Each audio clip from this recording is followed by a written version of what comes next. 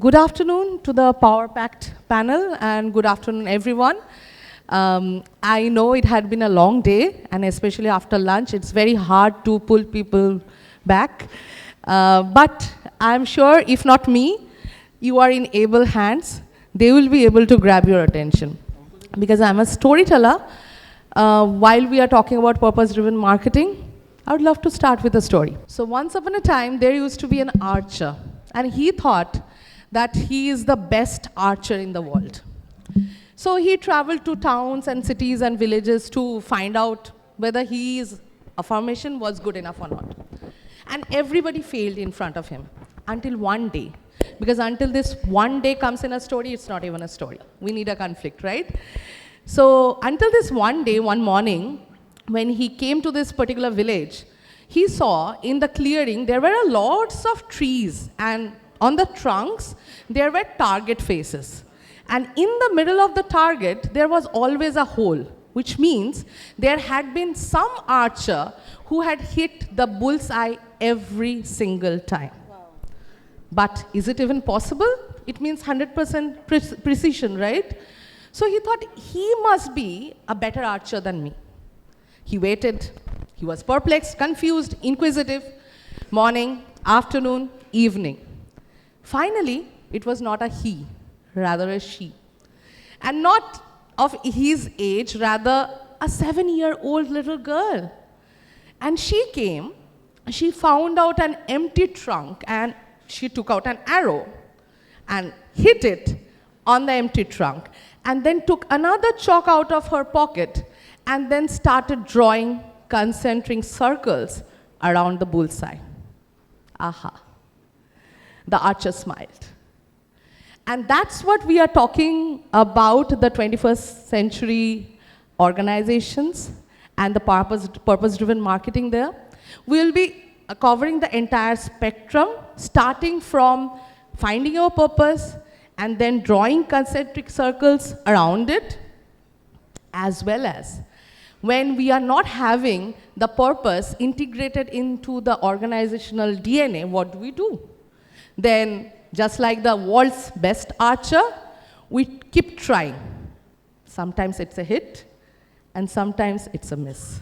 So we will try to cover the entire continuum, and we will explore how it goes.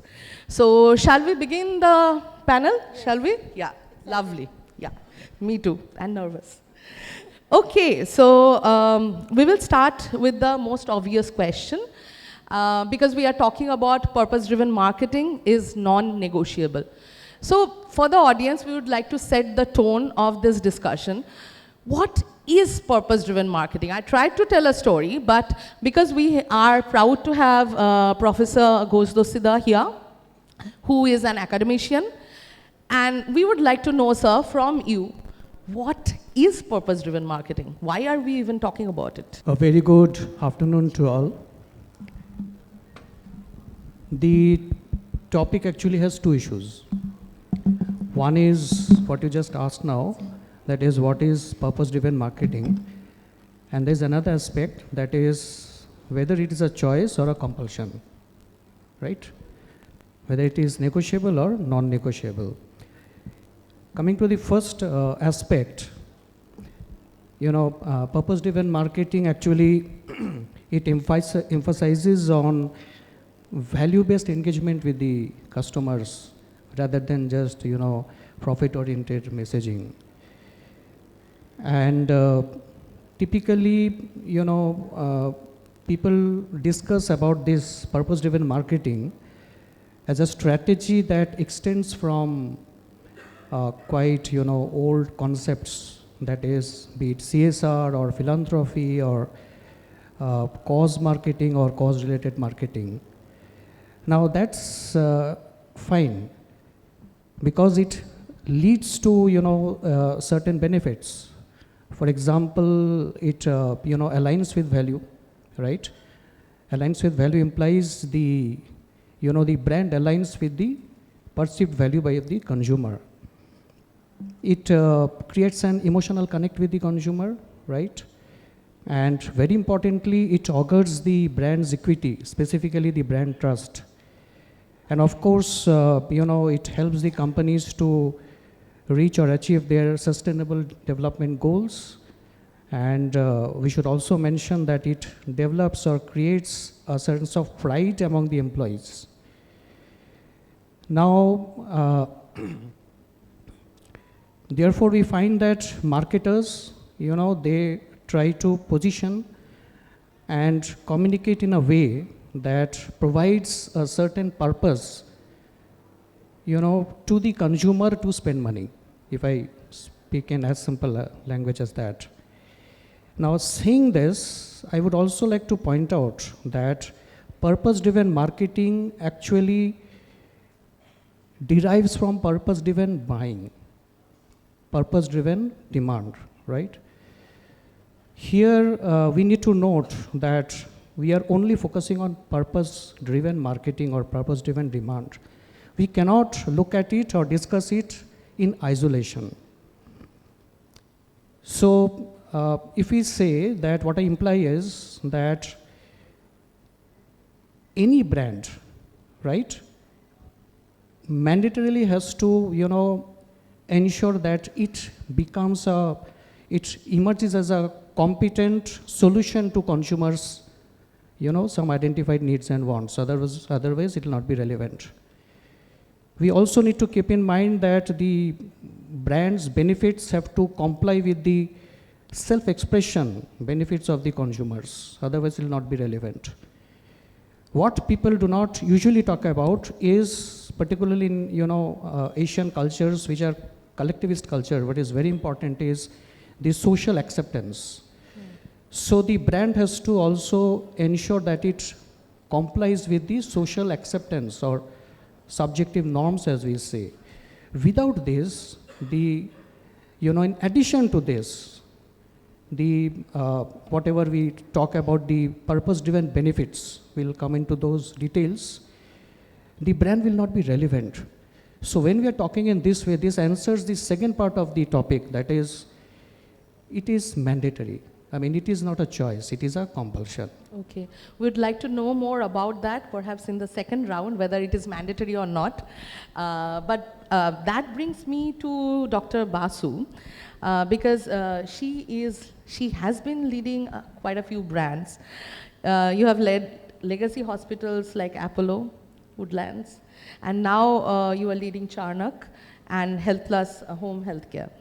How do you embed purpose at a leadership level so that it flows from the boardroom to the bedside? And we are covering, because Dr. Ghosh Dostidar was mentioning about employees as well as other stakeholders. How do we do it? What does a purpose-driven hospital culture look like for you? Good afternoon to everyone. I think I'll start with the conclusion first. The topic is, it's not a debate, but the topic is that purpose-driven marketing is non-negotiable, and I agree to it. I don't think any brand can have a very long-term, or any service brand, product brand, whatever you call it, unless there is purpose. So whatever marketing is all about, taking the brand to the people, to the masses. So purpose-driven marketing is non-negotiable, that's for sure. And then coming to the majority of the sector that I have worked with, although I have worked in the other sectors too, but healthcare sector, and primarily product of a public hospital, but worked in the private hospital sector for last 30 years, especially in the corner office, and being privileged to really look after the hospitals grow from one to many, and many new milestones in my career of last 3 decades. I can say that purpose in a hospital has to be three-pronged. One is that what is the purpose of a hospital? To make sure that your patients are well and go back home. So very patient-centric, patient first is what I have worked on, and I know that the hospitals of the future, even if they're pursuing something else, they have to keep on focusing on the patient. Patient first, that's I think the first tenet. The other part of the story is the employee who actually gives the service. As you know, I don't know whether you know or not, when a patient comes to a hospital and goes back, there are 50 touch points. There are 40 departments in a hospital. Every bed is served by 5 employees. These are the standard numbers. And if employees are not looked after, they are only looked after as their productivity, it doesn't work in hospitals. There is always KRA plus, plus, plus. You have to do more. Even a housekeeping boy who's standing in the front of the hospital, in the front of the door, can actually direct a patient to a department. It may not be their job. We always multitask. We always do. So it is, the executive world has seized KRAs and your targets, etc., which in the hospital, it's always plus, plus, plus. It's never that. So employee, looking after employees and employee friendliness, pro-employee, hospitals will go much ahead than others, and that is the only way. The third tenet is, of course, doctors, who are the ones who deliver the care. Nothing in a hospital can be done without a doctor. Everything, be it a X-ray test report or a surgery or you're admitted with a fever or you've just come in with a toothache, it's all doctors. So the doctors are the leaders in the hospitals, which are very complex organizations. So unless the hospital is pro-doctors, understand their issues, understand their requirements, understand their aims and objectives, understand their ambition, nothing in the hospital will work well. So very pro-doctor and doctors' engagement, I call it engagement, whether they're in the hospital or they're outside the hospital in their clinics or chambers or home.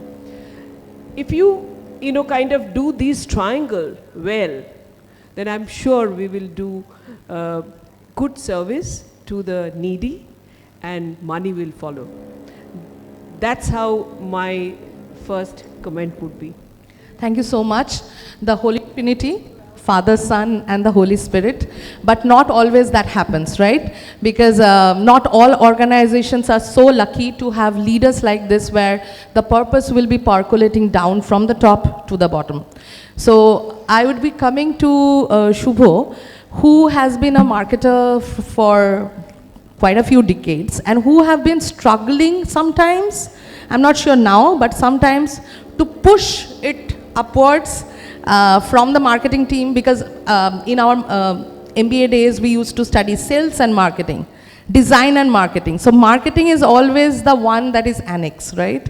So my question to you for this round will be that not always we are so lucky, like the conversation that we had right now.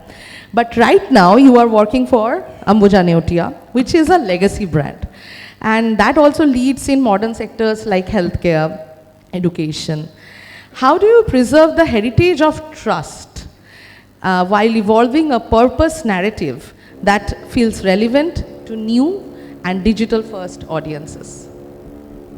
Good afternoon, everyone. So I would say that legacy is not a way that we carry. It's basically to large extent are certain things that matters to you truly that you carry forward. The values that endures beyond time. So yes, for us that matters a lot. If you honestly look at it, purpose is like a foundation, especially since we are a company which is into so much of space. It is all about the foundation, and the foundation never changes. If the foundation changes, then it definitely becomes weak. So the purpose don't change, it evolves.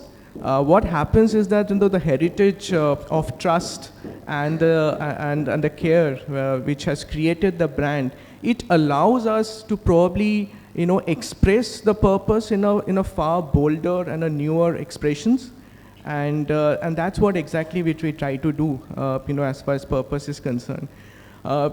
If you look at today's digital audiences or the digital first audiences which you're talking about, they are more informed than anybody else. You know, they are far more exposed, they are far more knowledgeable, they are far more researched, and so they are a complete different genre. You know, you cannot fool them. You know, they can understand posturing, they can understand, you know, what is not true. So they look for authenticity. And I think as a brand, we understand that fact, that we appreciate that, and we try to be as authentic as possible in our dealings, in our thought process, in our overall planning and execution. And for us, purpose is more like a test of our decisions, you know, decisions from whether, you know, the kind of spaces that we have designed, the experiences that we have planned, you know, and even to large extent how, you know, the capital has been allocated. So all, you know, need to ensure that whether it is creating and generally aligning with the purpose of making a difference to the way people live and make the life richer. So I think that's what we essentially do. And so if you look at some of our recent project launches, you know, if you look at residential projects, we have not looked at, you know, architecture as the only element. You know, we have spoken about, you know, well-being as a way of life. You know, we have, if you look at probably healthcare, you know, we have looked at more as sensitivity and not about scale. You know, if you look at, you know, even our hospitality, it is more about the rootedness to the culture. So I think those things, you know, what help us to retain our legacy, that help us to sustain what we really value, and that's how we continue to, you know, go about, as our brand is concerned, to be very authentic, very sensitive, and very human. Because it is important that not how you just, you know, give a tagline or you just mention any particular thought, but how you behave, how you respond. That makes the brand, you know, human and not hollow. And that's what we try to practice. Thank you so much. We'll be talking more about taglines and tokenism, perhaps in the next round. But because you mentioned something very important about trust and purpose being the foundation, and that leads to my next question to Mr. Masoom. We are living through what many marketers are calling as the era of trust recession, where the AI noise, the misinformation, all that, and of course content overload. These are making it harder for the brands to earn genuine trust online. How do you make purpose translate into digital credibility? Because Shubha mentioned this generation is digital first. So maintaining that digital credibility is very important. From your experience at Viacom Technologies and Marketing, could you share a very specific example where purpose actually was created or restored trust? Okay. Good afternoon. Is there anyone from D2C brand? Anyone from D2C brand? I used to be. Okay. So this instance, I think, will be very relatable if someone from the D2C brand, right?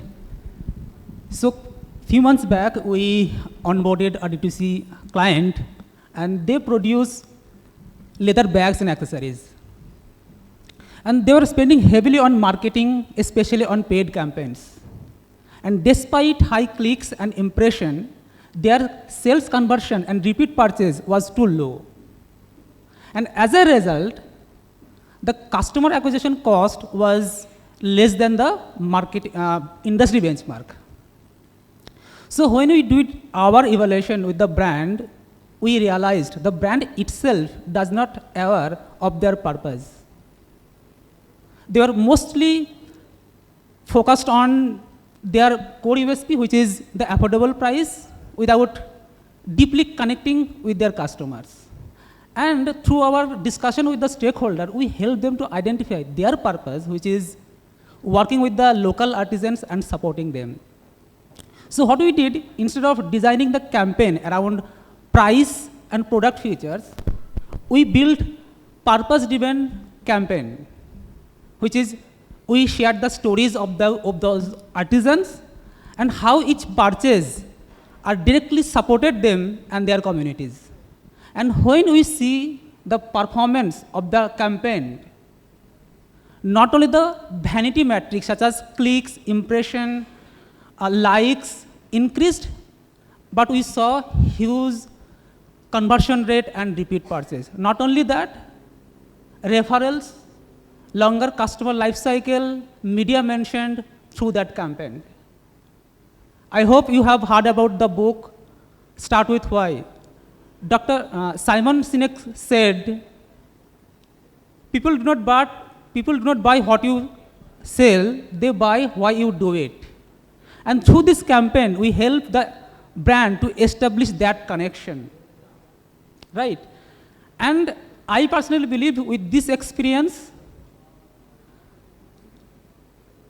purpose-driven marketing does not just build connection with the customers.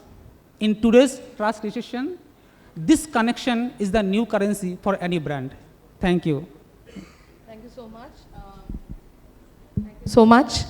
And now that we spoke about this particular instance, I am remembering a latest campaign that was by Amazon, where they were, you remember the packages received by, they were sent from Amazon that had the picture of the delivery boy and his story, and the picture of the artisan who made that particular product, which I found absolutely astounding.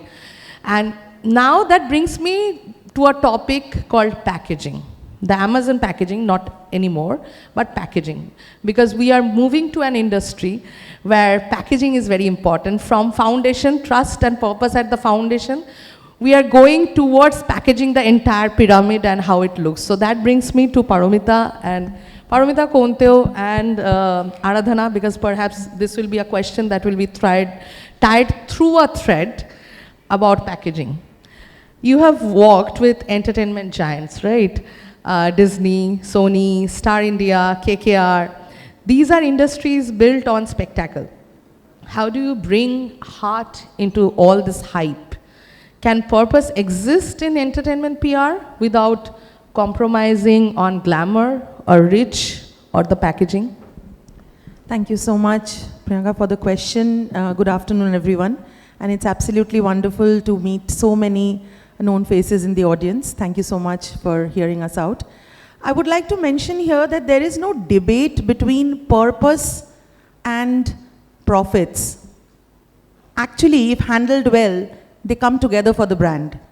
So in case of all these amazing brands that she just mentioned that I've had the good fortune of working with, I would like to mention is that purpose is what remains when the noise fades. So as a communicator, our entire focus is on engaging with the community beyond the bird's eye view of increasing profits. Because it is your community engagement which extends to become a brand memory as against a brand moment. And that is what, as a communicator, I am working towards. I'm working towards deeper engagement, deeper purposes, asking the questions about not just the efficacy of the product that you are holding in the hand, but the relationship that that product creates with the brand user over a period of time. And that brand memory is what lasts in your campaign. That is what a person who is using the brand will remain as a customer over a period of time and become a user. This is something that he will lead on as a legacy to his forthcoming generations. In my generation, there are many brands which I have actually been handed over by my parents from the family side. The communication narrative in today's day and age has to relate to the community. And that is how, as a communicator, we are making the communication purposeful and, as a result, over a period of time, more impactful and more engaging. Brand memory and brand moment, long term and short term. Lovely. So that brings me, you have very well tied to the topic. So I would move on to Kontea, because you have worked as a former London correspondent and former UK and Europe editor for the Times of India. We all know that media is supposed to be the fourth pillar of democracy. And nowadays, media is also not out of this whole packaging business. So you must have witnessed truth from the front lines, be it newsroom, be it in conflicting situations. Today, marketers talk about authentic storytelling beyond this packaging. So from your lens as a journalist and as a visual storyteller, what separates a brand narrative that is built for attention from one that is built for truth? Because media continuously keeps on talking about truth. How can marketers reclaim authenticity in the era of spin? You know, frankly, brands need to sell a lot less and feel a lot more. Okay? They need to humanize what they're selling. You know, as a journalist, for example, I see stories about, or the you know, at my time, there was no ads on journalists, right? We looked at kind of campaigns on the newspapers. But today we have more journalists kind of being in the front line of the whole advertising campaign. But you know, they're all walking well-dressed in a newsroom and talking about truth. We journalists take 45 phone calls all night to be able to break a story. I've not seen a single campaign where a woman who's worked all day has come back to her house, cooked a meal for her child, and then sat all night waiting for her source to tell her a story, and then break that story in the morning, for you to wake up in your crimson carpeted drawing room, having the best cup of tea, and reading that news. I've never seen a campaign like that. I've never seen truth like that. And that's how it is. When you show stories like that, you do believe that not every journalist is sold out. Not every organization has an agenda. You know, Nike never sold winning. It sold the grind. Adidas never sold, you know, the whole, encapsulated the whole idea of an award. It looked at performance and doubt. You know, Guinness looked at women rugby players breaking the glass ceiling. Shape looked at small entrepreneurs kind of taking their journey. You know, we are not telling powerful stories. And believe me, you know, individually or organizations, when you actually tell stories, you tell it with the brutal truth. Because I'm not going to have one soft drink that's going to take my fear away and make me jump from a waterfall, right? I don't know how many of us will do that, okay? So when you actually tell stories of products, when a woman uses a face wash, it is the great love story of her life, right? Because she's entrusting her face to a product for her to feel good. That is like faith on a different level, right? So when you're actually doing that, you have to believe that this product is a human being that's not going to hurt me, right? That's not going to smile on our face. So when you're actually looking at stories, you're not, you know, psychologists or Stanford, for example, has looked at data and seen that you believe in a product 66% more, or you recall a product 22 times more if you do believe in that story. And those are the stories to tell. You know, there was a very, you know, when COVID hit the world, and there was a very top fashion designer who came to me to be able to, you know, do a campaign for the first ever digital, you know, fashion week, all right? And every fashion designer was doing the same thing, twirling in a palace, you know, great smoke coming out, wonderfully looking women, great clothes. Did we really care about that after we came out of COVID? We didn't. We didn't care about, you know, we actually lived 2 years of our life trying to get dal chawal in our house, right? So when I did that campaign, you know, I looked at the first part of the film, were women, but it was a black and white film with no makeup. And it actually looked at every emotion that they went through, from despair to, you know, to hopelessness, to fear, to everything. We had lost so much. And then the film went right into color, where we were looking at the fact that COVID is gone now. We oscillate from the darkness of black and white into the color of fashion and probably hope. You know, and that is where, you know, that fashion week looked at that film, and it became the film of that fashion week. You know, we're not looking at human emotions. You know, like for example, when we did the G20 in Makai Bari, for example, it is an iconic tea garden, right? And it's right between Bagdogra and Darjeeling, and everybody who goes by Darjeeling, right? And when we actually looked at, and it has a great leadership, Makai Bari is a great leadership that truly cares about people. And when I was curating the G20 for them, you know, it is a massive factory. It's the oldest factory in the world of tea. So, I looked at it and said, what do you do about a factory? How do you make a factory that's 200 years old look good? And we created the largest mural of tea workers. And they were not figments of my imagination, but they were actually the 4th generation workers who actually go to the plantations every day. So we actually shot those workers, and then we painted them on that wall, telling the story of tea. Now, when everybody started coming back to work every day, they felt that pride. But what also happened is that everybody who went to Darjeeling on the way stopped by to actually take a photograph in front of the largest mural ever created. Now, Makaibari had a small tea store. That was a small tea store. Now, everybody who wanted a picture there ended up buying the tea, right? So, that's how it is.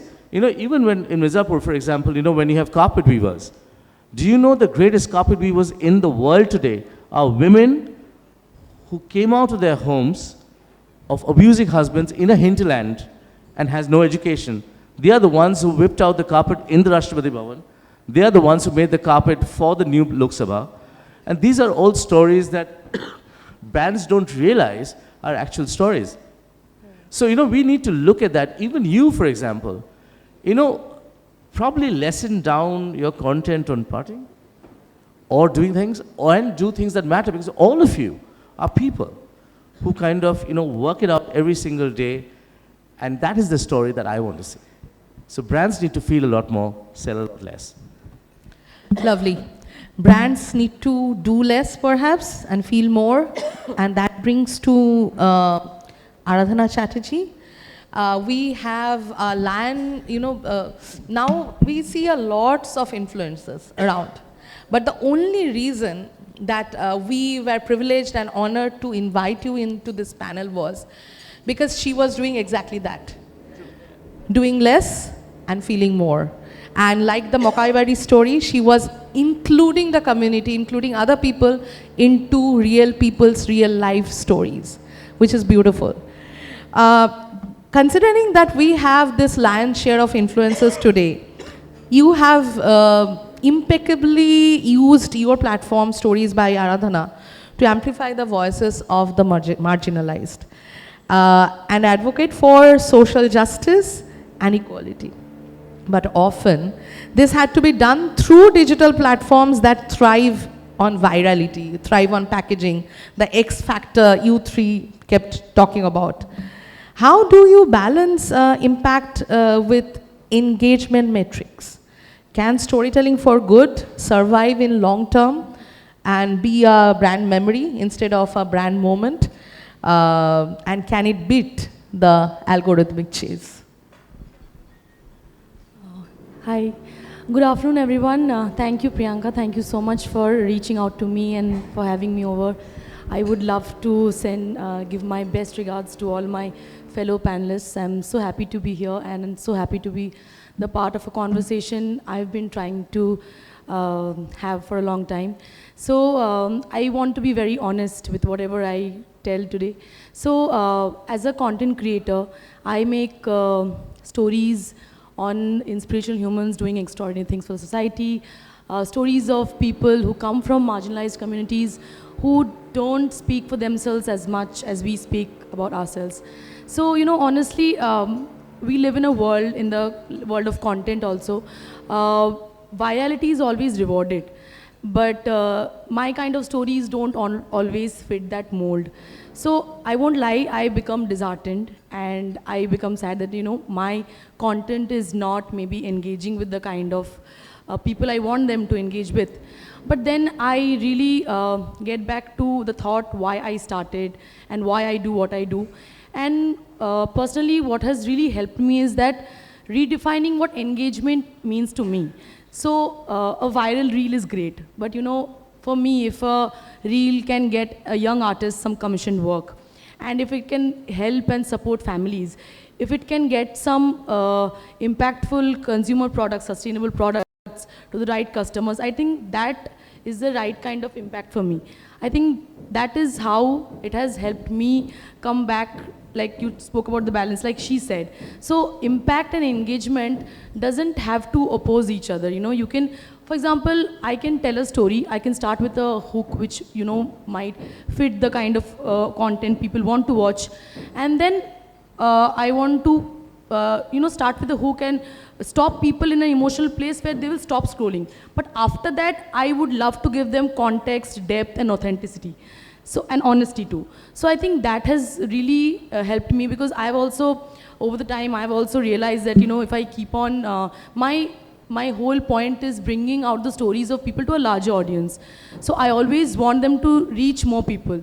So I think that's how I have created a balance, that I start with a way, which stop people from scrolling to other videos. But then after that, I want them to give a lot of honesty. So I think that storytelling, purpose-driven marketing can really, it can win the chase, maybe not overnight, but definitely. But I think it can happen more meaningfully, more sustainably, through better, like, purpose-driven storytelling. That will be my take on it. Thank you. Lovely. Now, I think we all are almost on the same page of the same book, that yes, purpose-driven marketing is required. But now the question comes, how? And that brings us to talk about a very few specific parameters that can be instrumental while we are trying to target purpose-driven marketing getting implemented at the grassroots level. So, Dr. Basu, Rupali Di, you brought global quality systems and JCI accreditation to Indian healthcare. Yep. Do you see quality standards, because we are talking about parameters that makes purpose-driven marketing actually implementable? Do you see quality standards themselves as a form of marketing where purpose and performance merge? And how do you make quality visible? Because quality is a certain standard that you have a tag and that will be hanging from the wall, right? Mm-hmm. How do you make it visible and emotionally meaningful to patients and other stakeholders? Absolutely what you said. We need to have the parameters for how to do this purposeful marketing or purposeful brand. How do you create that? Before getting into this year, I just wanted to rejoin Kontea's, when you were talking about the other brands. I was just thinking that when I joined Woodlands, I am not talking about anybody else who has done the work before, but the communication used to be, angiography is at no more at 15,000, chopped off to 12,000. Something like that. Those kind of used to come in for a hospital like Woodlands, who's the oldest private hospital in our country. So I said I did something, and I think it's a little pat on the back of ours also needed. It talked about newborns of Woodlands, and 4 generations of 4 generations actually has been born in Woodlands. It's a 70. That was the 75th year. And that's how I think the connect happened. And the chairman's son was born. His daughter was supposed to be born. They were taking away, and we could get them back to the hospital. The point is that the legacy or the service, which is what is important, the money will follow. And money will follow. Whenever we are creating assets or investments for private hospitals, people have put in their money. So it's important to have your budgets, your financials, your targets all set up, your annual operating plan. That's important. But at the same time, how you communicate, how responsibly you communicate, that's important. And how you do your work is important. She talked about quality. You won't believe that we were a group of 9 people. If I say today, it feels like it's a dream. In the year 2004, which is about 21 years back, we went to Harvard in Boston to learn quality systems in hospitals. There was an advanced, specially made course for us. We were representing work-hard hospitals then. There was nothing like quality in hospitals in India at that time, even that much, only 20 years, 2 decades back. But quality is everything in hospital. It defines every activity that we do. It is the manuals, the guidelines, the processes, the protocols, all written down. It is the mathematics of medicine. Medicine is an inexact science. How do you make that inexact science to the best possible outcome? It is by the quality standards. That is patient safety. That is clinical excellence. So we could bring that knowledge here, and you won't believe the Joint Commission Act, JCIA, which she mentioned, is the quality system of the American hospitals. Every hospital in America are accredited by JCIA. And that quality, because they are very finicky on their quality systems, we brought that language for that knowledge for our country, and we got 2 hospitals accredited in the year 2005. One was Kolkata Hospital, and the other was Apollo Delhi. And these are the 2 hospitals we got JCI accreditation first.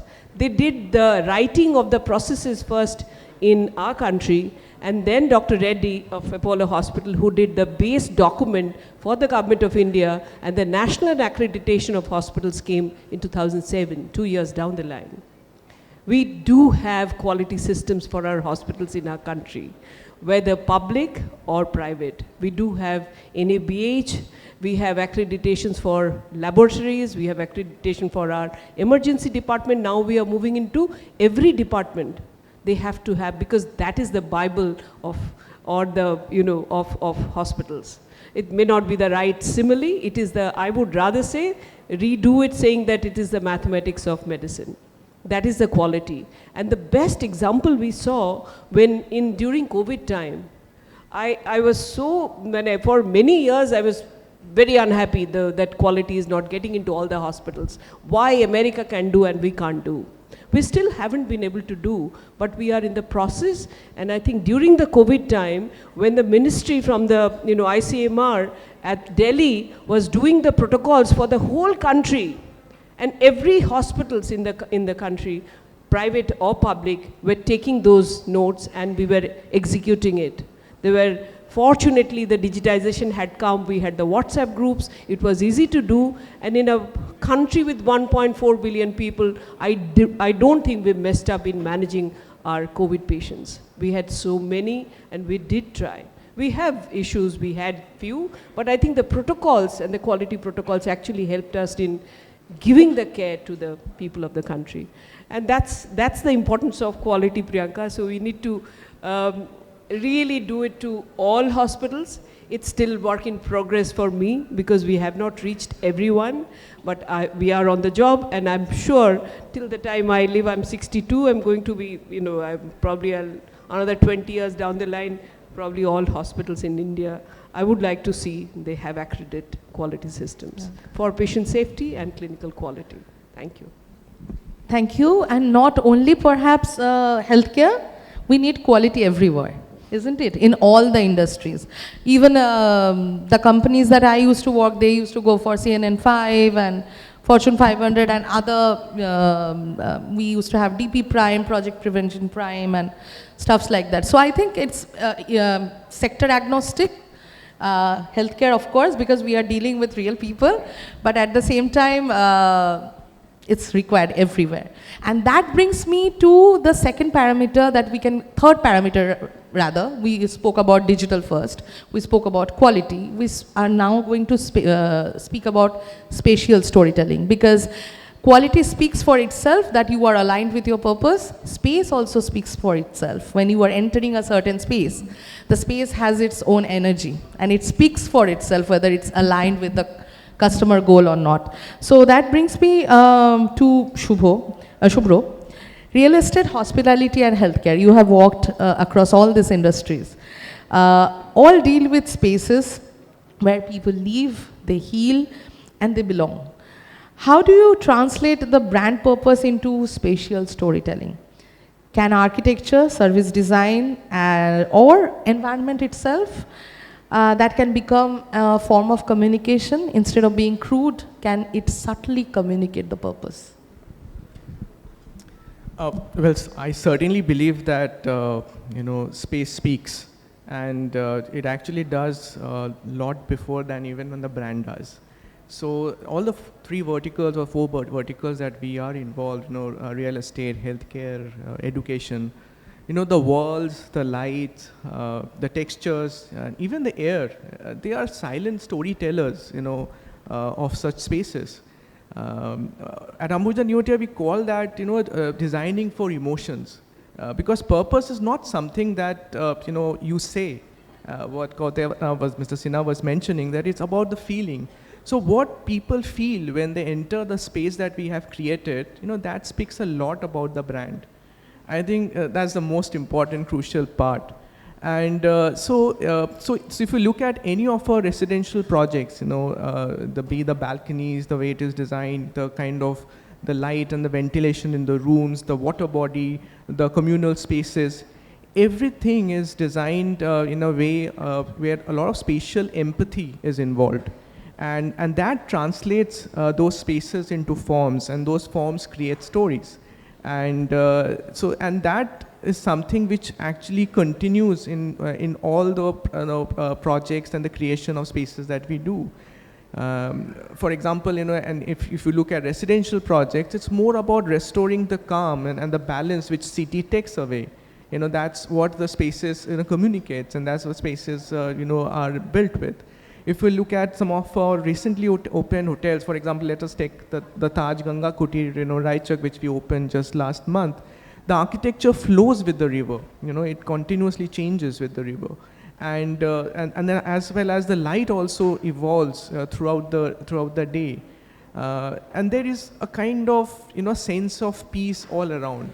So there, the purpose has not been the kind of the opulence. It was more about the serenity, that is where the forms have been looked at to be communicated.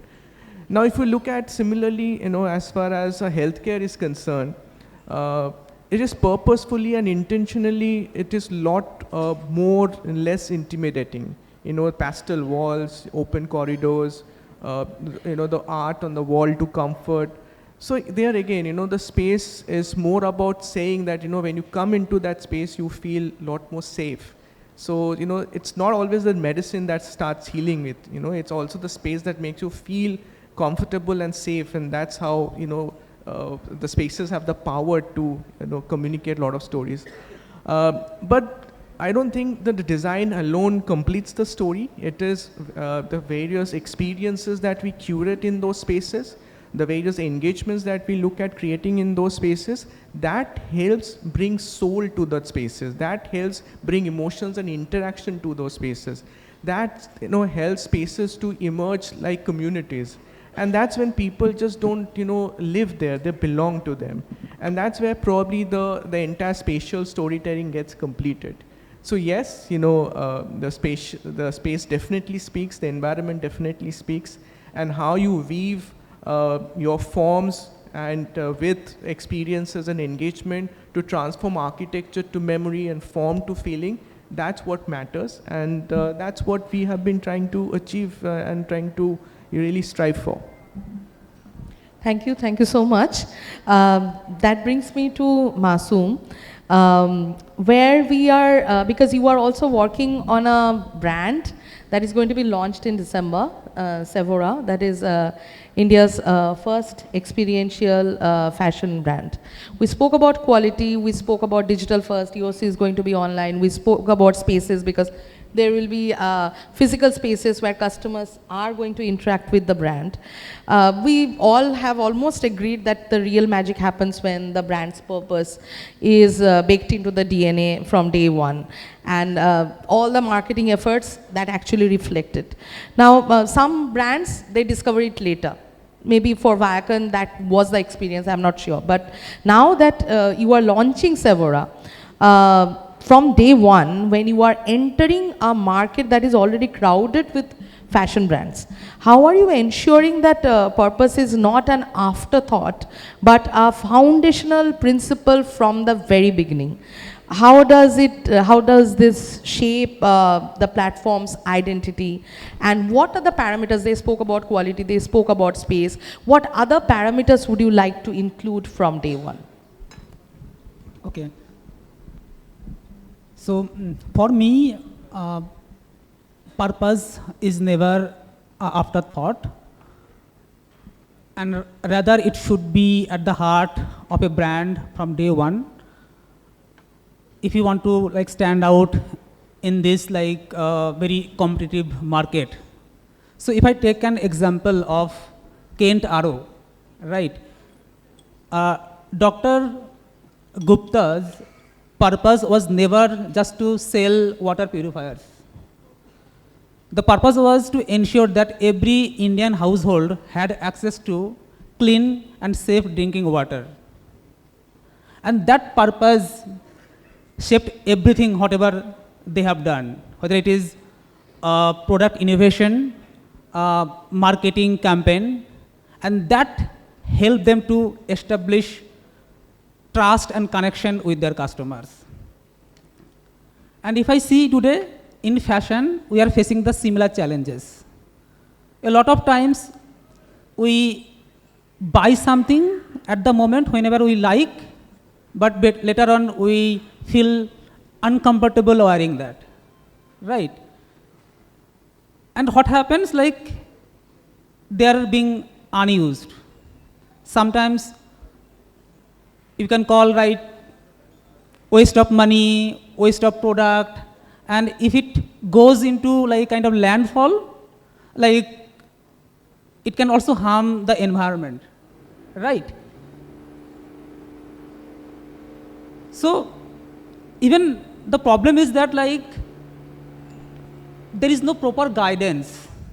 Like there is rarely anyone who helps figuring out what are the best products that looks good for us, like the fabrics, the colors, because it's science, like it's science and arts.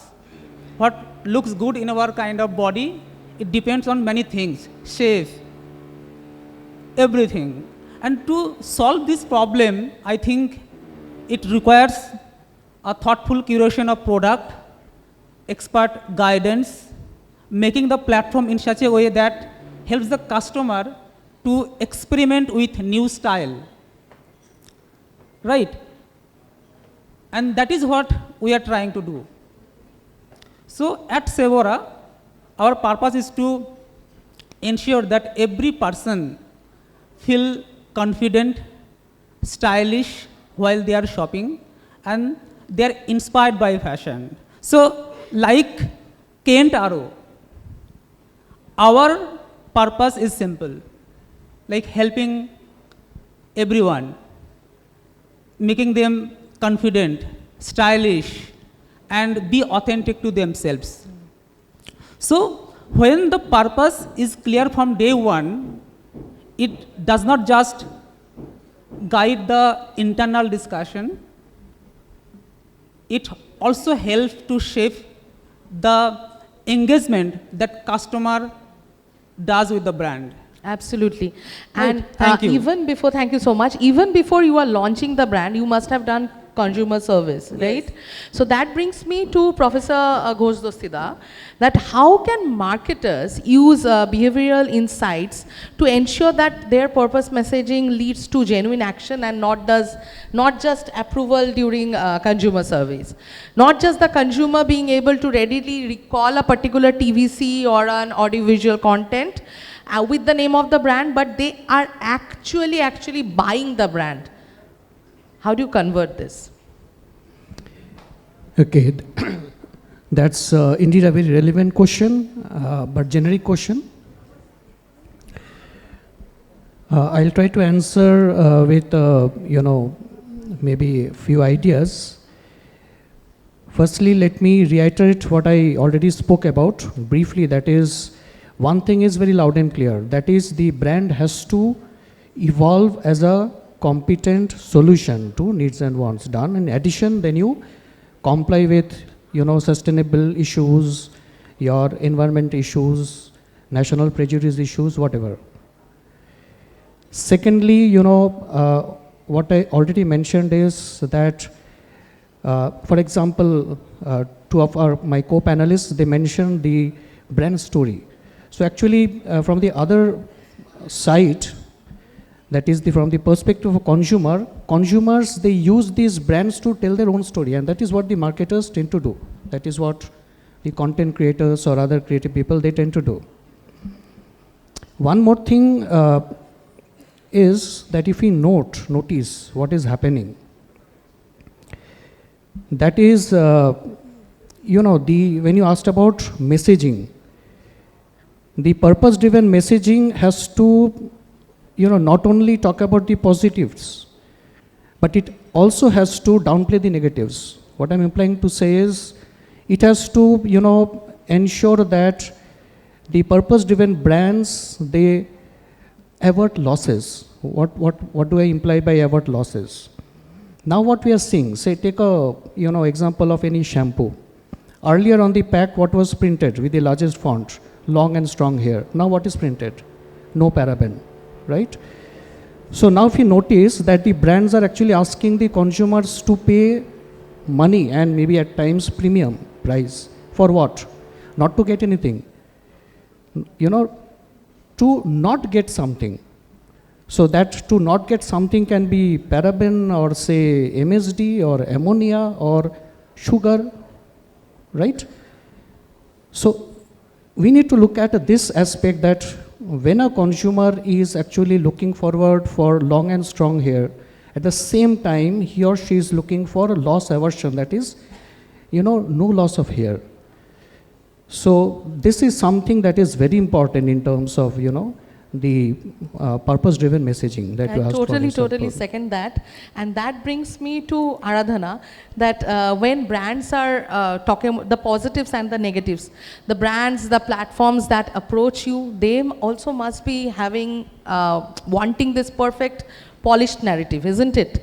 So when we are working in the era of content inflation, that authenticity that Professor Ghosh was talking about, long and strong, but loss of hair. We know that loss of hair is happening, but still we need to polish the narrative. How do you preserve the raw honesty when brands or platforms want that polished narrative? How do you keep purpose from becoming soulless performance? So when brands or platforms come in, obviously they want it to be more aligned on a marketing level and they want it to be more glossy. But I always try to tell them, sometimes I try to convince them that, authenticity is very relative. And nowadays the audience, they love authenticity. So there's so much of content flowing all around. They love to see a real and a raw picture of any product or any service. And I won't lie that there are many brands, there are so many brands representatives sitting with me today too. So there are many brands who are now aligning with this idea, and they have been able to see, like as a content creator, even if you're talking about numbers, visible performance, I've seen authentic raw content outperform good, heavily paid marketed campaigns. And it's not because of the product, video quality or quality of production, but it's more because of the authenticity. So I think whenever a brand comes up with something raw, authentic, it resonates very well with the audience. And what I like to believe is, so a brand is anyway going to spend some money, more money on their campaigns. So why not doing good with their brand, aligned with someone maybe who's marginalized, coming from a marginalized community, or he or she, or they are not able to speak for themselves on a larger platform. So why not create a balance where the brand is also uplifted, or it can help the planet also, and it's like a holistic positive outcome for the brand and the real life people and maybe the planet too. So that's what I feel. Absolutely.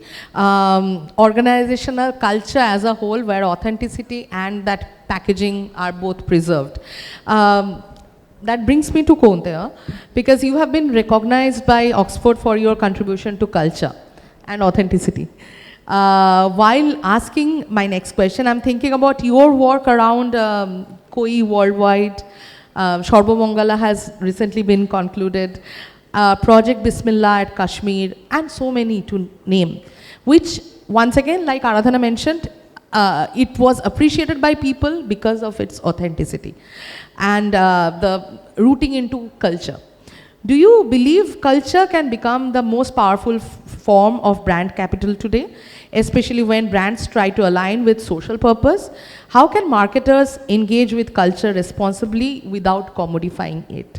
And that is perhaps the fourth parameter that we are talking about after, him and him. Koi in Bengali, it's not a fish, okay? As I guess what most people think. It's actually, in Bengali means where. And it was a COVID child. It was born during the time when we were confined to a singular space. And everybody told me that I had gone completely senile to be able to start a travel experiences company at a time when the whole industry had crashed. All right? But if you recall what happened in COVID, you didn't frankly think of what you just bought a month ago. You actually kept talking about travel. The reason why we are nomadic as a species and not being able to move, everybody was just saying, oh shit, I was supposed to go here this month, or I was here this month on this day last year, but I'm right now just sitting in my house and probably just staring out on the wall, right? And that is why I started KOI. Because, I said to myself that if we ever get confined again, ever, which can be a reality, we should have new memories to be able to look back. And the greatest memories come from our movement. When Unjula Ray Kapoor is my partner in KOI and I started KOI, we started on the basis of Carl Gustav Jung's rhizome theory, right? What we remember. I was born out of the great story of Ubuntu in Africa, which is I am because you are. And that is why KOI was formed. And for the first time ever, what we did was, we wanted, like mobile phones today, and you have 1 billion photos actually going up on Instagram and social media every day, which means it's important. So for the first time, we introduced this idea that top photographers from this country, or part of my team, will travel with you when you travel, all right? You don't need to take out your phones, and each one of you are going to be photographed through your travel like magazine covers. Why we did that was not because of branding, but because of the fact that as a photographer and a journalist, I realized over years that women especially were very, very wary about being photographed because they all said, I don't look good. And we intended to actually make them feel beautiful rather than look beautiful, and I wanted them to see who they truly are. And if you look at our houses, you have the photographs of our grandfathers and great-grandfathers on our walls, black and white ones, pristine and real, still going strong. Our photographs are 99% taken on the phone. They won't even survive another generation. So we wanted to give photographs to those people traveling with us, and we actually introduced the idea that, that you travel like a Banjara, you live like a king. You stay in the best places in the country or the world, but your experiences are extremely frugal. They're extremely real storytelling. When you go to Rajasthan, for example, you're going to probably end up in a mall or a shopping place to be able to buy your carpets or your duris, right? We actually ended up taking all our guests to this village 1.5 hours away from Jodhpur, made the master craftsman who's won 5 national awards actually make the duris for you in front of you in his house, while his wife cooked the meal for you, and you had lunch. But when they were having lunch, I actually asked the man, he thought I was a madman. I asked him, I said, how many duris do you have? And he said, 1,000. He said, can you take all of them out? And he said, what do you mean? While my guests actually had lunch, what do you do when you buy? You take out 5 duris and you say, wo dikhaiye, wo dikhaiye, wo dikhaiye, right? I took out 1,000 duris and I created the largest wallpaper in the country by making every inch of the ground of that village into a duri. When the guests came out, they just saw this largest wallpaper of 1,000 duris on the floor, not a single inch of land being seen. The whole village is like a smudged rainbow. You know what really happened? They ended up buying half those stock. They also bought off the khatia that master craftsman was sitting on. All right? And that is what exacted that change. And even when you actually tell stories, just recently, Durga Puja went, everybody's feed was all about women in a red sari holding a lotus. Which real woman in the real world wears a red sari holding a lotus? Right? So my question was, then, the woman who's really partying, or the woman who's really having a drink, or probably having a smoke, or chilling with her friends, is not the quintessential Durga. Right? So my campaign for a sari brand that I was doing were these 2 lovers, who were 2 girls. And I questioned the fact that, that's the real world, that's today. That's half the population of this world. So are they not a Durga then, right? So, when you tell the story, and the brand sold off all their saris, you have to understand the real stories is what people are looking for. And you're not really just doing it because you want to sell a brand. Just be real. Look around you and stuff like that. You know, we are quintessentially putting people and organizations and our brands into these fixed molds where we think that that's going to work. It's not going to work. Just be real. There's stories every single inch of our lives. You know, just focus on them and tell it. And you know, a real estate brand doesn't have to tell a real estate story. Absolutely. All right? You can tell a story of something completely different that has nothing to do with it for the world to realize what you really are. But still makes sense. Yeah. Thank you. And as they say that Kabil baniye, kamyabi apne aap aayegi. So after this whole village floor clad by the doris, who wants a red carpet? Be real. So Koi is a community. And my last question for the panel is about communities and is about the message for the future. You, Paramita, as president of Wiki Arts Council, you are mentor to hundreds of young communicators. You have empowered so many women to find their voice in the industry. How do you see women communicators and young communicators shaping a more empathetic, purpose-led marketing landscape, especially in the post-pandemic era? Thank you so much. I'm glad you mentioned this. The way a woman perceives a narrative is through a lot of empathy. And where does that empathy come from? The empathy comes from her diverse background, the experiences that she has faced while being marginalized at every level in her life, in her education, in her work process, and the effort that she puts in her purpose to break the glass ceiling every day of her life. Each and every day of her life in a mixed myriad exposure, she's breaking a glass ceiling every day. And it's not only and always in a boardroom. It is at every level, in every industry, in every household, in every situation. So that experience that she garners when she has to stand up for her purpose and fight every single day, because in addition to making sense in the boardroom when she's making a presentation, she has had to prepare her son or daughter for his weekly examination and make food while she has to maintain the deadline at 9 a.m. in the morning, and also go back to making food in the evening because her child's education is on and her husband is traveling and she has a demanding family life. She is not spared either in the boardroom or in the household. That, of course, hasn't made the woman jittery. It only makes her stronger. That effort, that purpose she brings in is the empathy that she creates in the narrative. That is how they change communication, because they create the ability to question. They create the ability to question every narrative that you are creating as a communicator. And that is how I perceive women coming in communication to create a different world. They bring in empathy, they bring in purpose, they bring in questioning ability, and that is how they create winning stories. That is how they create relationships which go deeper, delve deeper, and answer questions. Thank you so much. Thank you so much.